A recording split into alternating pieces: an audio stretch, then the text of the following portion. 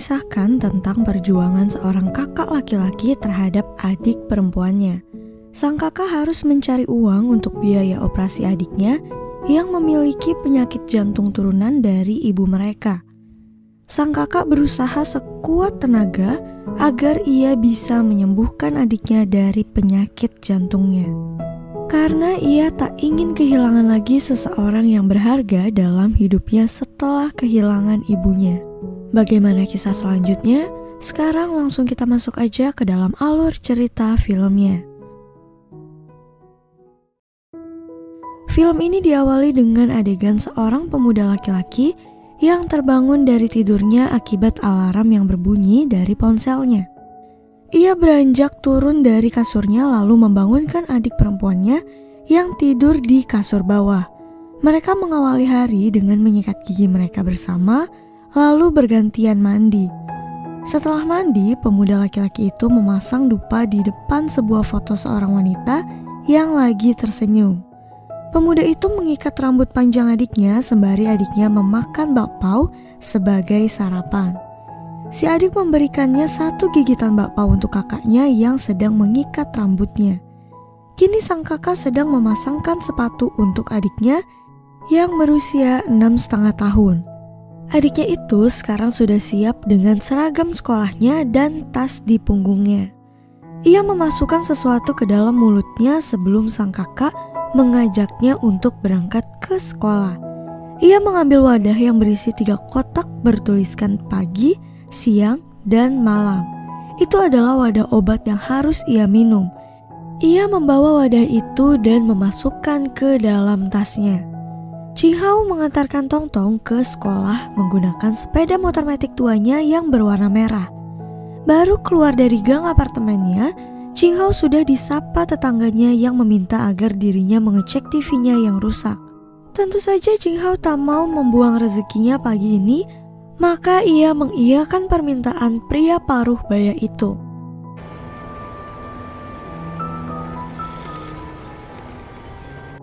Setelah melewati perjalanannya, akhirnya mereka sampai di sekolah Tongtong. Sebelum membiarkan adiknya itu masuk, Jinghao mengingatkan adiknya untuk meminum obat-obatan itu secara rutin. Setelah mengantarkan adiknya berangkat sekolah, kini Jinghao sedang duduk berada di depan seorang dokter berusia tua yang lengkap dengan kacamatanya. Ia berkonsultasi tentang penyakit adiknya. Ia mengatakan gejala sesak adiknya ketika hujan datang. Dokter tua itu mengatakan wajar jika hal itu terjadi karena Tongtong masih muda dan sistem kardiorespirasinya masih belum utuh. Apalagi jika ia mendapatkan penyakit jantung turunan dari ibunya. Jadi gejala sesak yang dialami itu adalah hal yang wajar. Dokter itu mengingatkan Jinghao jika adiknya harus segera menjalani operasi sebelum usia 8 tahun. Karena pada saat usia itu penyakitnya akan semakin parah. Ya, Tongtong memiliki penyakit jantung turunan dari ibunya yang telah tiada. Maka dari itu, hanya Jinghao sebagai seorang kakak yang bertanggung jawab atas diri adiknya. Kini ia harus bekerja lebih keras lagi untuk mendapatkan uang demi operasi adiknya. Jinghao menghentikan motornya di depan sebuah toko yang sedang tutup. Seorang pria botak sudah menunggu kedatangannya yang membuka toko reparasi ponselnya. Jinghao menyewa sebuah tempat untuk bisnis reparasi ponsel yang ia tekuni untuk memenuhi kebutuhan hidupnya. Ia membuka rolling door di tokonya dan pria botak itu membuntutinya masuk. Jinghao langsung membongkar ponsel yang disodorkan pria itu. Pria itu meminta potongan harga pada Jinghao. Dengan tegas, Jinghao udah pasti menolaknya. Jelas sekali kini ia harus bekerja lebih keras untuk operasi adiknya. Sesuai janjinya pada tetangganya, ia membenarkan TV tetangganya. Para lansia menunggunya membenarkan TV itu, bahkan seorang kakek tua yang duduk di kursi roda memukul TV-nya dengan tongkat karena udah gak sabar. Akhirnya TV itu menyala dan Jinghao mendapatkan gajinya. Ia juga mendapatkan jamur kuping dari istri tetangganya itu. Sekarang kakak adik itu sedang menaiki tangga untuk masuk ke rumah mereka. Namun di depan pintunya terdapat sebuah kertas bertuliskan, bayar uang sewa segera. Jing Hao langsung mengambil kertas itu dan merematnya. Sebagai seorang kakak yang bertanggung jawab atas adiknya, Jing Hao memasakkan makan malam untuk adiknya. Ia memasak jamur kuping pemberian tetangganya tadi. Di tengah kegiatan memasaknya, si adik memanggilnya. Rupanya giginya lepas sebagai tanda proses pertumbuhan gigi.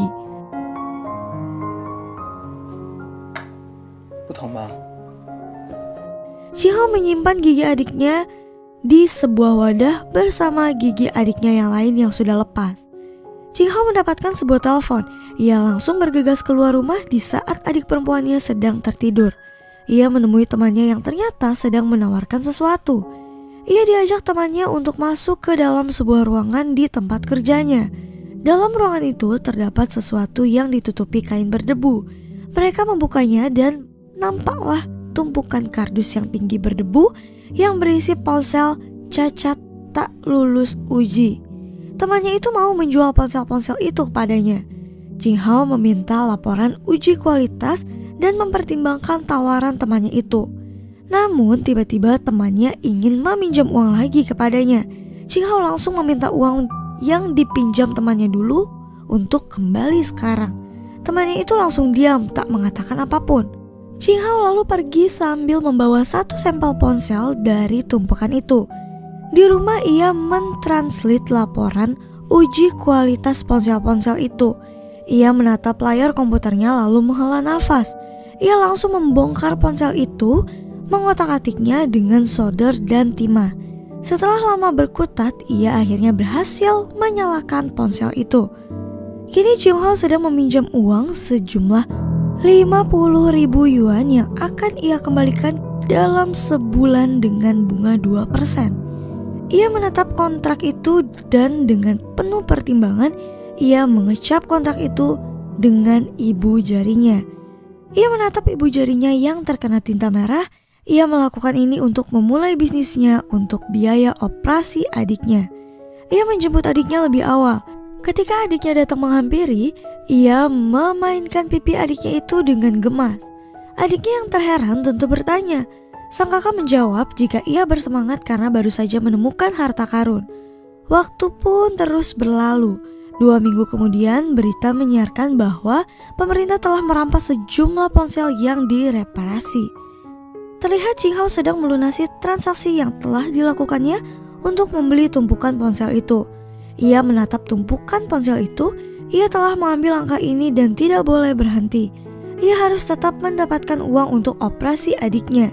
Ia tak boleh rugi karena langkahnya sudah sampai di sini. Jing Hao mendatangi konser resmi merek ponsel cacat yang ia beli. Ia mengajukan proposal pada Pak Li, asisten pemilik perusahaan itu. Ia tetap menjelaskan proposalnya sambil berjalan cepat mengikuti Pak Li walaupun dianggap sebelah mata. Jing Hao meminta agar perusahaan membeli suku cadang yang ia pulihkan. Namun Pak Ali menolaknya karena Jing Hao tak memiliki sertifikat atas suku cadangnya. Jing Hao kini mau tak mau harus mendapatkan sertifikat itu agar suku cadangnya dibeli perusahaan. Jing Hao sekarang sedang duduk di kursi tokonya. Ia mengotak-atik ponsel yang akan ia ajukan sertifikasi suku cadangnya. Ia berdiri berjalan ke arah luar. Ia menarik rolling door di toko itu. Ia menutup tokonya. Sekarang ia hanya ingin fokus mengerjakan ponsel itu agar lulus uji kualitas dan mendapatkan sertifikat.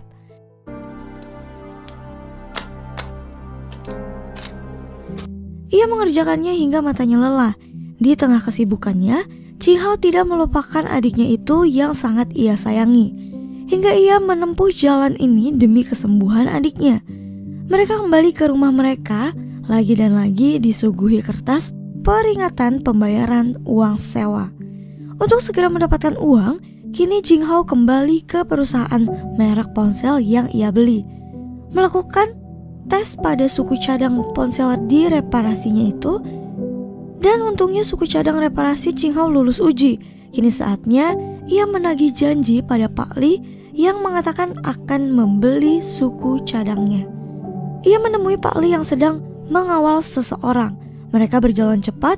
Jing Hao mengejar langkah mereka yang cepat. Ia menghampiri Pak Li dan mengatakan jika suku cadangnya lulus uji. Namun Pak Li tak menyempatkan dirinya. Ia langsung menolak, bahkan mengatai Jing Hao bodoh karena terlalu muda untuk hal ini. Jing Hao melakukan kontak mata dengan pria tua yang tadinya dikawal Pak Li. Jing Hao memanggil namanya dengan sebutan Pak Zhao. Namun ia diacuhkan dan pria itu melanjutkan langkahnya menuju lift. Jing Hao berhasil mengejar Pak Su, entah lewat mana. Kini ia sudah berbicara dengan baik oleh Pak Su. Sambil berjalan cepat, Pak Li, si asisten, awalnya menghalangi.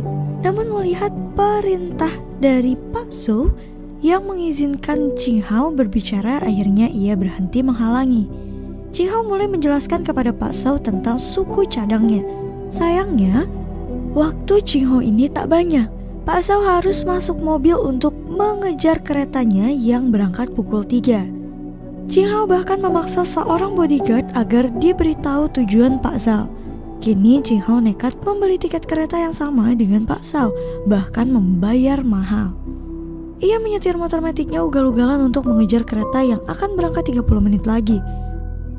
Jalan di depannya sedang macet, maka Jing Hao berbelok tajam ke arah gang untuk mencari jalan lain. Namun sayangnya saat akan keluar dari gangnya, ada ibu-ibu yang menuntun sepedanya hingga akhirnya Jing Hao terjatuh terguling-guling dari sepeda motornya.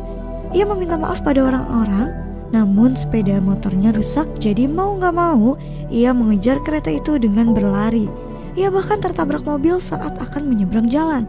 Di saat itu, ia berlari dalam satu stasiun mengejar kereta. Pintu kereta sudah ditutup untuk siap berangkat. Namun untungnya ia belum terlambat. Ia sekarang berhasil menemui Pak Zhao dan kini ia meminta waktu 10 menit aja kepada Pak Zhao untuk menjelaskan. Pak Zhao tertarik dengan pemuda seperti Jing Hao. Pak Zhao mengatakan berapa usia Jing Hao. Jing Hao menjawab ia berusia 24 tahun. Akhirnya Pak Zhao membuat kesepakatan dengan Jing Hao. Ia akan membeli satu suku cadangnya jika lulus uji coba, dan dilakukan dengan target 1 bulan. Namun dengan satu syarat, jika Pak Zhao tidak memberikan uang muka pada Jing Hao. Dengan pertimbangan matang, Jing Hao menyetujui kesepakatan itu. Jing Hao menjemput adiknya yang pulang sekolah. Adiknya itu menunggu di kantor pos satpam sekolahnya sambil memakan telur rebus. Saat ini ada laki-laki berjalan dan di belakang kakaknya itu ia melihat hal yang mengerikan dan langka. Kakaknya juga gak menarik untuk menggandeng tangan mereka. Si adik menatap kakaknya seolah meminta penjelasan, namun kakaknya hanya mengisyaratkan untuk lanjut.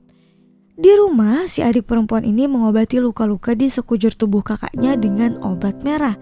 Ia tak tahu apa yang membuat kakaknya terluka hingga seperti itu, namun ia tahu jika kakak pasti mencari uang untuk kesembuhannya. Malam harinya, Jing Hao mendatangi rumah tetangganya yang waktu itu ia meminta agar mau bekerja di pabrik. Awalnya Pak Liang tidak mau karena menurutnya pilihan Jing Hao sangat beresiko. Namun setelah mendengarkan penjelasan dari Jing Hao tentang operasi tongtong adiknya, akhirnya Pak Liang mau dan akan membicarakan tukar shift mengasuh panti dengan dirinya.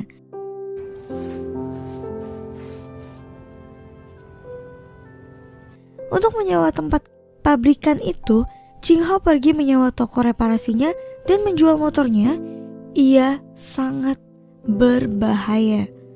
Melamar kerja sebagai pembersih kantor kaca dan gedung yang sangat beresiko, namun dengan upah yang lumayan untuk menyewa tempat pabriknya. Ia akhirnya menyewa sebuah kontainer besar yang akan ia jadikan pabrik. Ia membersihkan meja-meja berdebu yang sudah di dalam kontainer.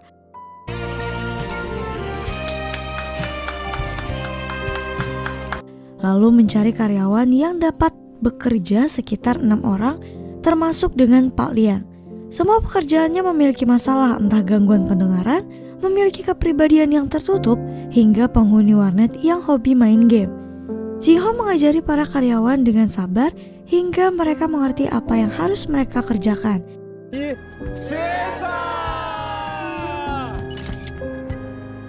Di saat para karyawan bekerja, Jing Hao sendiri bekerja membersihkan kaca gedung untuk mendapatkan uang untuk menggaji para karyawannya. Di tengah kesibukannya mencari uang, Jing Hao tak melupakan adiknya. Kini ia mengantar adiknya untuk melakukan check up dan mengambil resep obat. Di dalam bis, adiknya berpikir apakah dirinya akan mati mengingat penyakit jantung yang dihadapinya. Namun Jing Hao sebagai anak dan kakak tertua meyakinkan jika adiknya tidak akan mati. Dia menyuruh adiknya memperlihatkan gedung-gedung yang ia tunjuk. Lalu Jing Hao mengatakan jika gedung itu dulu tak sebesar sekarang. Begitu juga dengan adiknya yang akan tumbuh besar di masa depan nanti. Di pabriknya, Jing Hao diprotes karyawannya karena merasa gajinya dipotong. Namun Jing Hao menjelaskan jika karyawan itu hanya bekerja di sedikit waktu. Hingga akhirnya karyawan itu memilih berhenti bekerja. Kemudian Jing Hao memberikan lembaran-lembaran uang terakhirnya pada Pak Liang untuk membayar sewa kontainer pabrik. Kini Jing Hao sedang menghadiri acara pernikahan salah satu karyawannya yang dirayakan dengan meriah. Bahkan adiknya Tong Tong juga merasa senang menghadiri pernikahan itu karena bisa bermain dengan anak-anak seusianya. Jing Hao memperhatikan betapa bahagianya adiknya sekarang dari tempat duduknya. Pak Liang datang menghampiri dirinya dan menawarkan untuk minum. Jing Hao menerima ajakan Pak Liang dan meminum segelas bir. Kemudian Pak Liang bertanya jika semua sudah selesai, apa yang dilakukan Jing Hao? Jing Hao menjawab jika ia ingin adiknya segera melakukan operasi agar bisa sembuh. Lalu ia memperhatikan adiknya lagi yang kini sedang bermain barongsai dengan anak-anak seusianya. Ketika sampai di rumah, pintu rumah mereka terdapat kertas bertuliskan bayar uang sewa untuk membuka pintu. Jing Hao membuka matanya lebar-lebar saat membaca pesan itu. Langsung saja ia menggerakkan tangannya untuk membuka pintu dan benar saja pintunya tak dapat dibuka. Entah kemana mereka harus tidur sekarang. Untungnya Pak Liang mau menampung Jing Hao dan Tong Tong selama 2 hari. Untuk tidur di panti asuhan lansianya, adiknya yang bernama Tong Tong ini sudah terlelap tidur di atas kasur. Sedangkan Jing Hao sendiri sedang berusaha menelpon seseorang. Hingga akhirnya ia keluar dari panti asuhan itu untuk menemui seseorang. Jing Hao datang ke tempat kerja temannya yang menawari ia ponsel cacat waktu itu. Namun ia sempat kerjaannya tak dapat menemukan temannya. Jing Hao bertanya pada rekannya. Dan disinilah sekarang Jing Hao. Ia memasuki ke sebuah tempat judi dan menemukan temannya. Emosinya memuncak saat melihat wajah temannya itu langsung saja. Dan Jing Hao menyeret temannya dengan kasar bahkan memukulinya. Jing Hao menggeledah kos temannya dan mendapatkan beberapa lembar uang. Namun temannya itu dengan kurang ajar mengatakan jika adiknya bisa menjadi barang taruhan. Ucap itu membuat Jing Hao sangat marah hingga akhirnya ia memukuli temannya habis-habisan.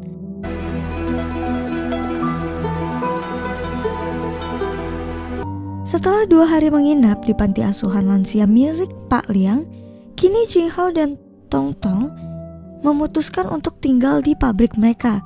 Jing Hao sudah lama menetap tempat tidur di ujung pabriknya. Tong Tong yang sedang rebahan di kasur bersiap tidur bertanya pada kakaknya, apakah kakak akan tetap senyum ketika aku di sampingnya? Jing Hao juga mengatakan jika ia akan bekerja di samping adiknya. Di saat adiknya tidur, Jing Hao tetap setia menemani adiknya hingga benar-benar terlelap tidur.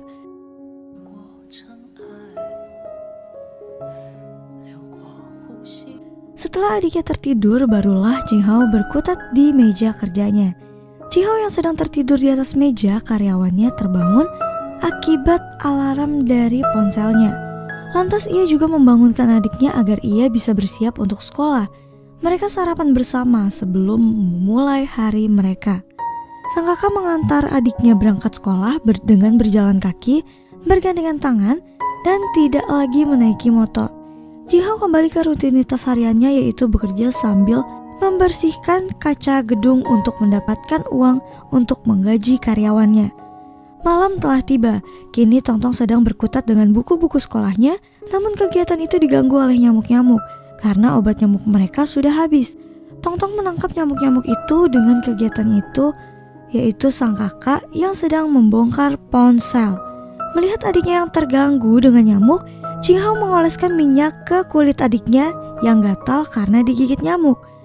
Saat sang kakak mengolesi minyak, Tongtong dengan jahil menggelitiki leher kakaknya. Dan berakhir mereka saling menggelitik satu sama lain. Mereka tidur bersama sambil berpelukan. Saat tengah malam si adik ingin buang air kecil, namun ia mendengar suara-suara, jadi Tongtongnya membangunkan kakaknya. Namun sang kakak mengatakan agar Tongtong menunggu di dalam saat melihat keluar. Jing Hao mendapati seorang yang pernah mengajaknya kerjasama lagi secara ilegal dengan mencuri tumpukan kardus ponselnya dengan sebuah truk besar. Jing Hao mengejar mereka bahkan nekat masuk ke dalam pengemudi truk yang sedang berjalan. Nyawa Jing Hao menjadi taruhan sekarang. Ia bertengkar dengan para pria itu di dalam truk yang sedang berjalan. Adiknya hanya bisa menonton pun melihat kakaknya dengan menangis karena mengkhawatirkan kakaknya. Truk melaju semakin menjauh. Tongtong berlari mengikuti arah perginya truk itu. Hingga akhirnya Jing Hao terlempar dari bus bersama dengan pencuri tersebut. Sedangkan si pengemudi, rekan yang udah jadi pencuri itu kabur melarikan diri bersama truk yang ia kemudikan. Jing Hao segera berdiri hendak memukuli pencuri itu, namun ia melihat kondisi tangan kakinya berdarah dan tulang dari jari telunjuk yang ada di tengahnya patah. Lantas Jing Hao hanya bisa meremat baju pencuri itu dengan tangan kanannya saja. Tongtong akhirnya dapat menemukan kakaknya. Ia langsung menghampiri kakaknya yang tengah meremat baju pencuri itu. Si adik merasa sedih saat melihat ke tangan kiri kakaknya yang langsung disembunyikan oleh pemiliknya karena tak ingin adiknya khawatir. Akhirnya Jing Hao berhasil memenjarakan orang itu. Lalu ia dibawa ke rumah sakit dan mendapatkan besi yang membungkus jari telunjuk dan tengahnya. Ia tetap bekerja untuk membersihkan kaca gedung itu, namun ia melanjutkan alat-alatnya dari atas. Tentu saja ia langsung dipanggil oleh bosnya dan ia langsung disuruh berhenti karena kondisinya yang sakit. Jing Hao diberhentikan dengan bayaran yang lebih banyak dari bosnya. Bosnya sendiri juga merasa sedih dan kasihan saat melihat jari-jari tangan kiri Jing Hao itu. Jing Hao mendapatkan tagihan atas sewa pabrik karena ia sudah tak memiliki uang lagi, jadi disinilah ia sekarang. Mencegat mobil Pak Li, tak peduli hujan deras dan angin kencang, Jing Hao meminta uang muka dari Pak Li. Namun Pak Li tak mau memberikannya karena sesuai kesepakatan tadi. Kini Jing Hao berjalan melawan hujan angin yang sangat kencang untuk menghampiri adiknya yang masih berada di pos satpam sekolah. Ketika sampai, karena cuaca tak memungkinkan untuk mereka pulang, akhirnya mereka tinggal di pos satpam bersama bapak satpam sekolah yang sudah tua. Di saat ini adik sudah tertidur. Jing Hao malah mengingat hari di mana ia dititipin pesan oleh ibunya sebelum pergi, agar ia menjaga adiknya dan juga menjaga diri sendiri saat ibunya pergi.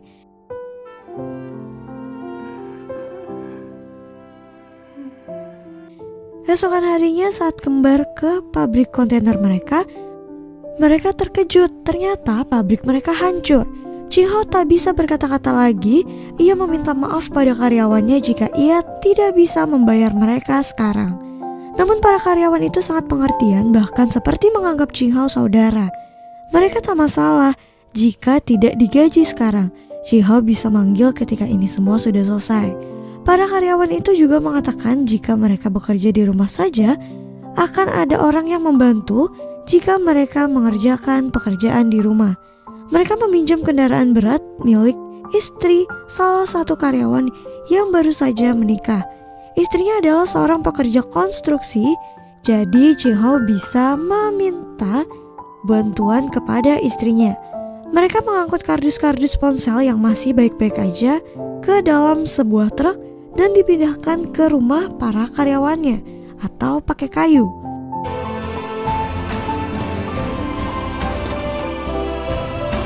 Di perjalanan mereka melupakan sejenak masalah mereka, termasuk Jing Hao. Mereka bersenda gurau bersama di perjalanan di atas truk yang mereka naiki. Seperti yang dikatakan, para karyawannya mengajarkan pekerjaan mereka di rumah masing-masing. Sebagian bahkan dibantu oleh teman mereka hingga pekerjaan mereka selesai sekarang.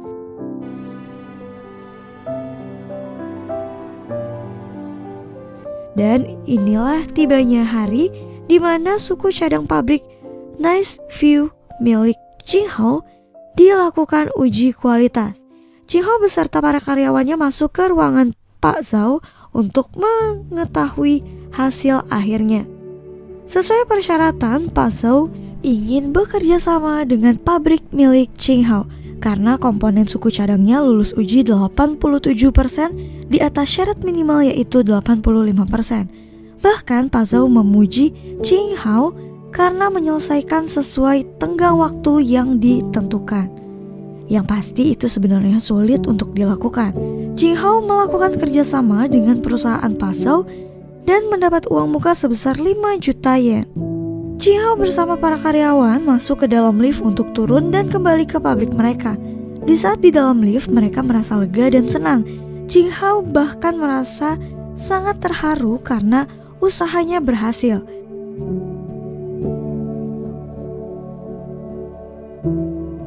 Kini ia memiliki uang untuk melakukan operasi adiknya. Jing Hao menjemput adik kesayangannya dengan penuh semangat bahkan berlari lalu memeluk adiknya itu. Tong Tong melakukan operasi sesuai yang dianjurkan dokter dan operasinya berjalan dengan lancar. Akhirnya setelah kerja keras yang dilakukan sang kakak berubah hasil dan kini adiknya bisa melakukan operasi untuk kesembuhannya. 6 tahun kemudian, seorang pemuda dengan jas rapihnya berdiri di atas panggung dengan kacamatanya. Kemudian itu adalah Jing Hao yang sedang melakukan peluncuran produk baru di perusahaannya. Di sana hadir Pak Zhao beserta para karyawan yang juga adik kesayangannya. Setelah melakukan pekerjaan dengan penuh perjuangan dan pengorbanan, akhirnya Jing Hao berhasil mendapatkan kesuksesannya. Dari yang hanya memiliki toko jasa reparasi hingga melakukan sebuah bisnis yang penuh dengan perjuangan demi mendapatkan biaya operasi untuk adik satu-satunya itu. Dan kisah perjuangan seorang kakak untuk sang adik di film ini pun berakhir. Dan film pun selesai. Mohon maaf apabila ada kesalahan dan kekurangan dalam video ini. Terima kasih.